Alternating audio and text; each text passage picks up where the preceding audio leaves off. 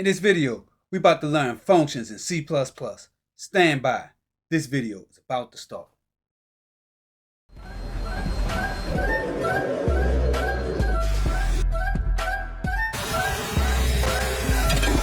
This is the Savage Scientist Ed right here, and I'm writing code in a police car. So you just tuned into the Savage here.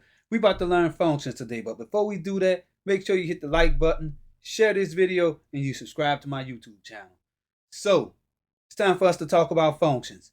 And this is picking up from the last video when we talked about all different types of loops. So, this is day 10, functions. And this is the index for our video. We will follow these basic steps in creating our first function in C++. And from this video, I hope you at least learned the difference between function parameters and function arguments. I'd like to start by saying we've been using functions already in our course. And now it's time for us to open up DevC++ and start a new project. And we're going to name this functions. Functions. And that's going to be a console application. So we're going to hit save and do all this good stuff. So here it is. Soon whenever we start DevC++, we are greeted with a function. And this is the function we've been using, main. So now it's time for us to put our user namespace statement in our code.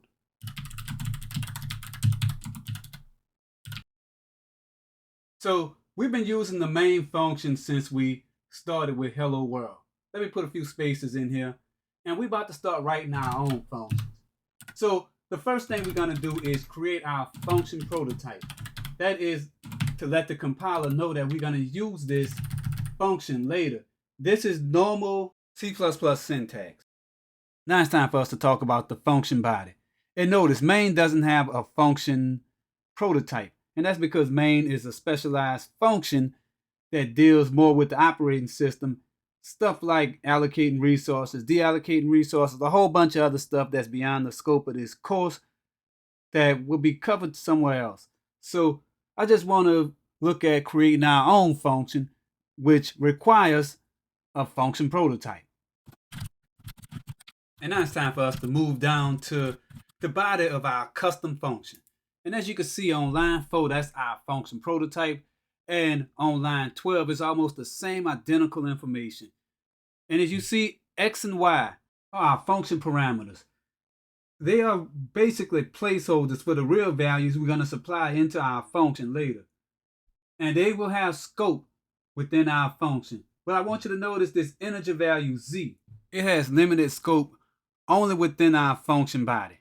And scope refers to the lifespan of a variable. And notice the use of the return keyword.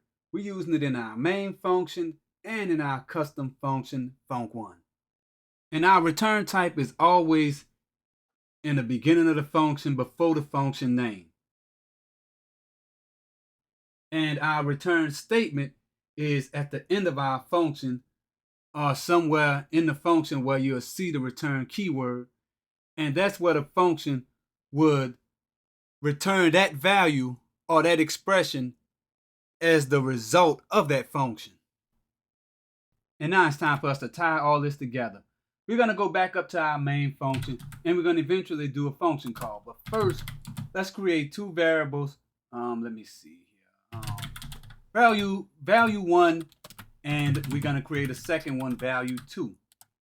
Let's give them values right quick. So we're gonna say, let's see, 99 value 1 for 99 for value 1 and 62 for value 2. We're gonna use these as our input arguments for our function. So that's what arguments are, and that's the difference between arguments and parameters. Arguments are what we're gonna supply to our function. They're gonna be the real values of the parameter. So let's print something out to the screen. Our function returned. So we're going to do return here. And let's print our function value. So we're going to actually print the value returned from our function. So remember, function 1 has a return value of integer. So that means we could use that as if it was the expression. But first, let's use a result to capture our value. So we setting result to the value returned from our function call to function 1. And we're going to print that to the screen. So let's see what that's looking like.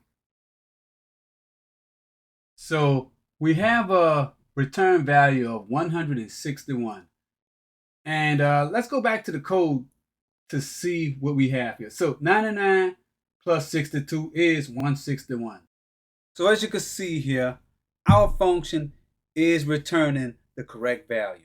Functions are extremely important in C++, and wait till you progress through this course and you're going to see exactly how powerful these functions could be, especially whenever we start getting into the second half of this course. So our next video is going to be on arrays, pointers, and references. That is some more powerful stuff on which why C++ is such a powerful language. That's all I got to say here. I did a good job at making this a short video. So till I make my next video, this is the Savage Scientist Ed. Peace out.